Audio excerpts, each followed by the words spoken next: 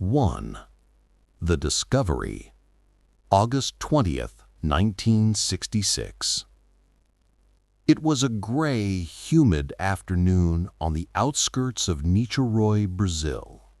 A local boy was climbing Vintém Hill looking for a lost kite. Through the thick brush, he saw something strange. Two men lying side by side on the ground. Both were motionless.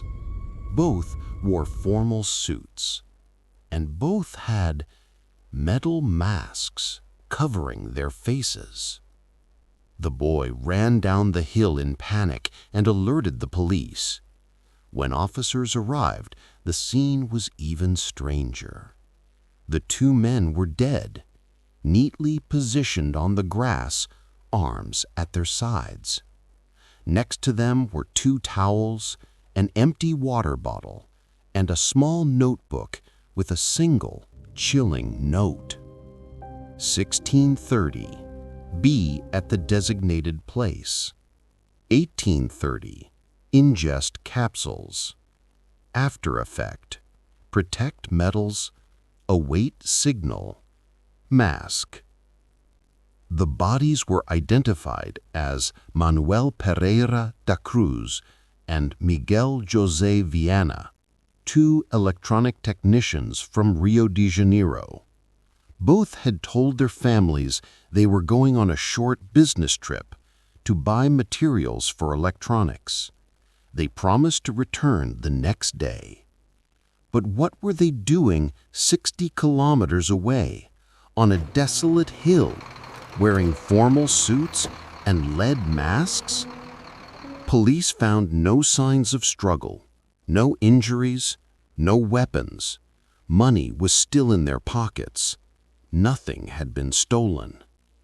It looked like a ritual.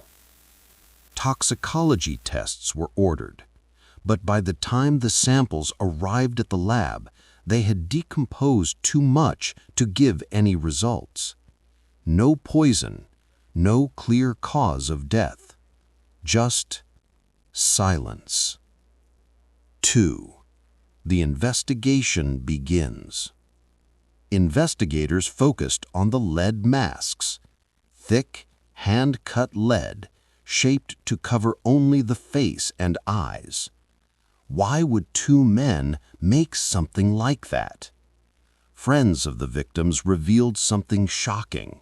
Manuel and Miguel were part of a small group of scientific spiritualists, men who mixed electronics, physics, and spirit communication. They believed they could contact other dimensions through light and energy. The lead masks, they said, were designed to protect against intense radiation or light during a supposed cosmic encounter. The police, baffled, recorded this theory, but had no proof. 3. The strange instructions. The notebook entry became the centerpiece of the mystery. Be at the designated place. Ingest capsules. Protect metals. Await signal. Mask. The word capsules implied drugs or sedatives, but no containers were found.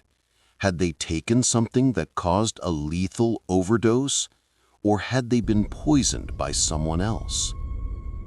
Witnesses later reported seeing the two men buying raincoats and a bottle of water in Niterói earlier that day.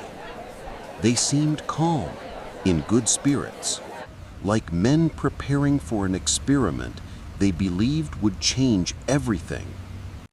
At around 5 p.m., they were seen climbing the hill. No one saw them alive again.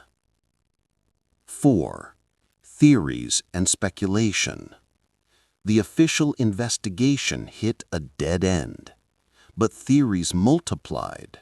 One, that they had joined an UFO cult, trying to contact alien beings through radio frequencies. The capsules might have been part of a spiritual initiation ritual, something meant to open their minds. Another, that they were testing radiation equipment and died from accidental exposure to toxic materials. But again, no burns, no radiation traces, no damage to the masks. Some even whispered darker ideas, that they had been murdered to silence them, that the capsules were a trap, or that they had stumbled upon something they were never meant to see. 5. The legacy of the mystery. Nearly 60 decades later, the case of the lead masks of Vintém Hill remains unsolved. No scientific explanation, no clear motive.